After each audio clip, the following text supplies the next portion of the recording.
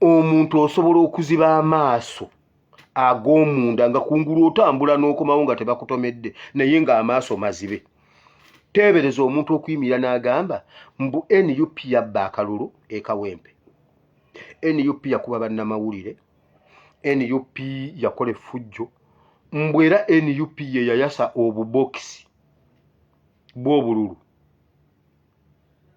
Kati oyo omuntu bw'ataba muzibe, bw'ataba kasiru, bw'ataba kiggala abeera ki? Naye ng'alina diguli ku mutwe. Omuntu asobola okuzibira ddala amaaso. Gano si ge maaso gokka, gano gayina ganne waaga ag'omunda, ate bw'oziba gali ag'omunda kya bulabe nnyo. Bw'oziba amatu gali ag'omunda, gano tegalina makulu. Abantu abalina amaaso nga tetulina diguli, twatunuulira Mpuuga nga ava ku layini ng'atandika okuwaba. Mpuuga ne tumulabula paka n'olwaleero.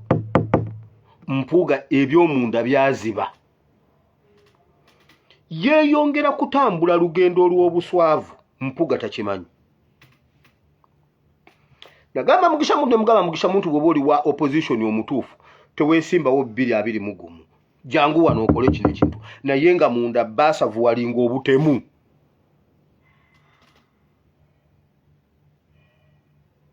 Waliwo abantu abatukulembera nga amaaso gaabwe ag'omunda mazibe, olulimi lwabwe olw'omunda terusituka, naye nga wano bw'oyogera naye omulaba ayogera, naye nga munda agwana kukola operation ebintu abirabe nga bwe birina okubeera. Abo Bayibuli egambye be baviiriddeko okubanga enguudo za Uganda mbi. Bayibuli egambye be baviiriddeko okubanga emmwanyi zikala. Bayibuli egambye abo be baviiriddeko okubanga amazzi mu Uganda ga buseere nga ffe tusinga fresh water bodies mu Africa.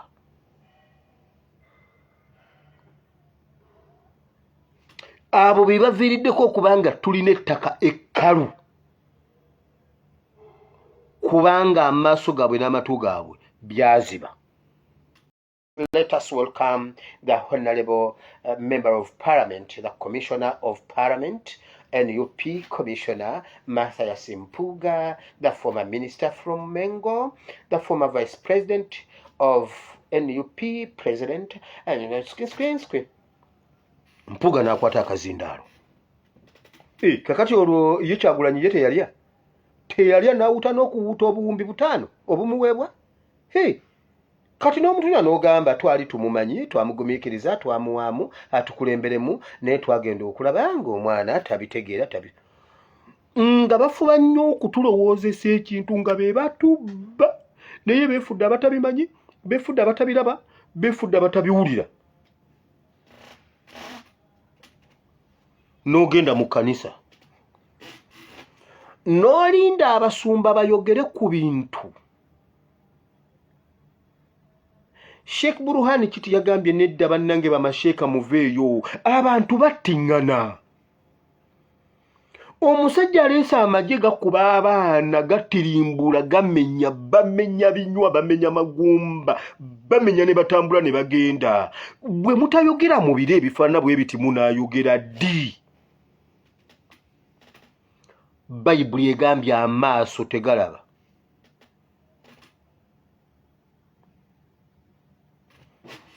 Kati ekintu ekisinga okuba ekibi Uganda kyefunye ku mulembe guno. Abaali balina omanyi lwaki ku mirembe gy'abaamiini Uganda teyaggwaawo nga bweweddewo kati institutions zino zaali zifunctioninga, nti bannaddiini baayimiriranga ne boogera ekituufu. Jjukira tewali social media. Tubakuba ne bannaddiini abaaliwo mu biseera bya Amini n'Obote, Uganda teyandiweddewo bweti.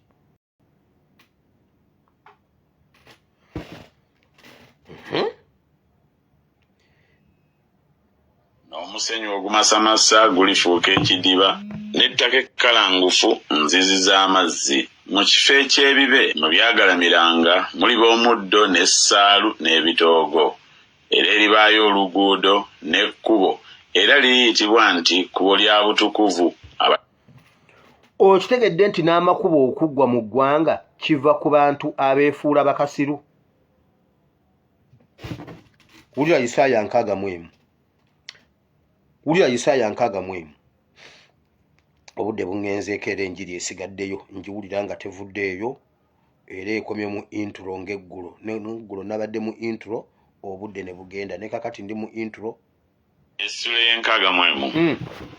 Omwoyo gwa Mukama Katonda guli ku nze kubanga Mukama nfuseeko amafuta okubuulira abawombeefu ebigambo ebirungi.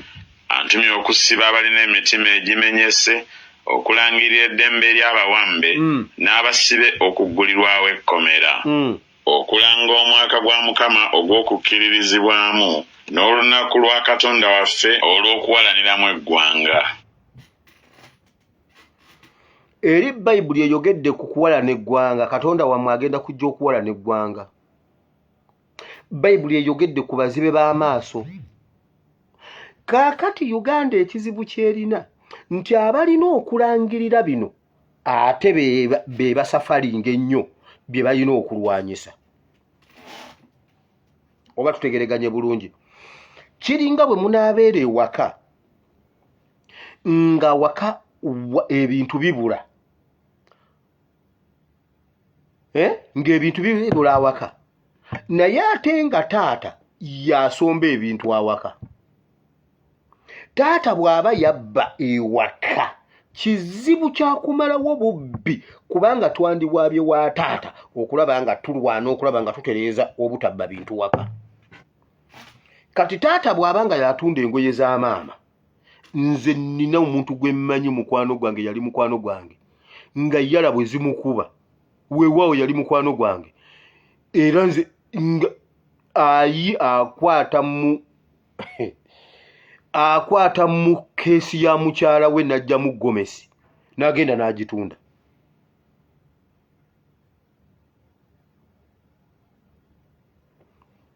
N'akwata essimu ya mukyala we n'agijja mu nnyumba n'agenda n'agitunda.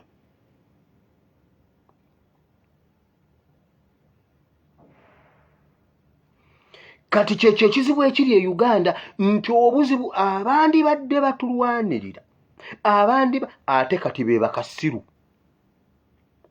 be beefudde bakasiru.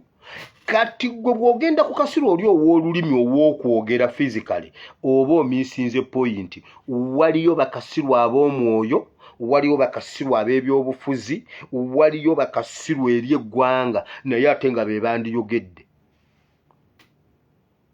Waliwo bamuzibe. Kyogamba ne mmala mbeera nga ndi mulamuzi n'ondeetera abaana abo nsooka n'endagira eyazze n'ebifayiro ne bakusiba weewaawo n'embata.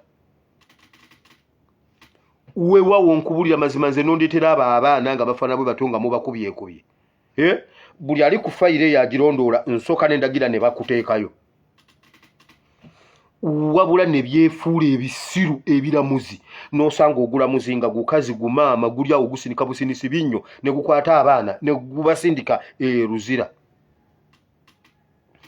Naye mmwe kambabuulire Katonda mwenkanya mulaba oyo omulamuzi simanyi mugambe simanyi ani gwe baasibye egindi UK US oyo omulamuzi oyo gwe baasibye mumanyi dda tegwabadde alina. Mumanyi obutali bwenkanya bwabadde akola e Uganda okutuusa Katonda lwe yamukute bamusibe emyaka 14 bakusibe nga watinkudde oyo omukazi ayina biddate oyo omukazi oyo ayina biddate yabba ne bba wa munne n'amuggyako amaka yabba bba wa munne gundi n'amumutwalako yabba bba wa munne n'agenda ku kyeyo n'ankaaba ng'ayinamu abaana babiri abadde abba amataka. Kaakati Katonda yamusasudde full swing. Katonda waffe takola nsobi. Bayibuli egambye ngenda kujja okuwoolera eggwanga UK. Nsobola okuwa ennamba y'omuntu gwe yabbira omukazi gundi omusajja weewaawo. Katonda yawadde omukyalo oli obwenkanya. Kati ogusajja gunoonya oli oddangayo. Omusajja yali ali awo e Uganda nga bamuyitaabizaayo. Mwamulabako oyo omusajja bamuyitaabizaayo. Kati byazeeyo gye byava. ate omusajja anaasula mpewo leka naawe lekaleka enkuba yino yatandise ottonya yazzeeyo wa mukyala mukulu yamugambye wama oli omulamuzi ate abasajja bakuba layini yamugambye okimanyi nti n'omulamuzi yandoga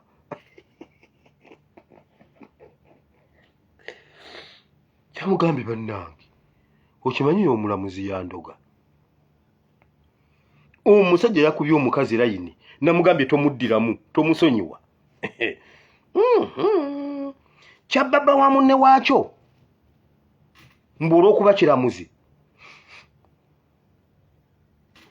bannange katonda agenda kugaba obwenkanya e Uganda awo katonda agenda kugaba obwenkanya awo e Uganda bayibuli egambye bweti mukama antumye okuzibula abantu amaaso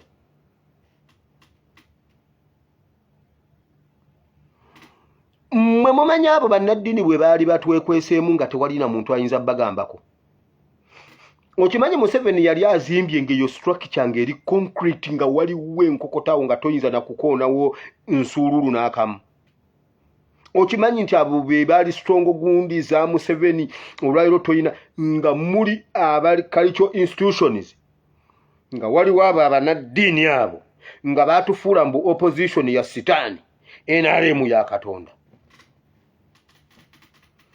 nga kyetaagisa okusooka okunywera emikono n'onywera amaviivi n'otandika okuzibula abantu amaaso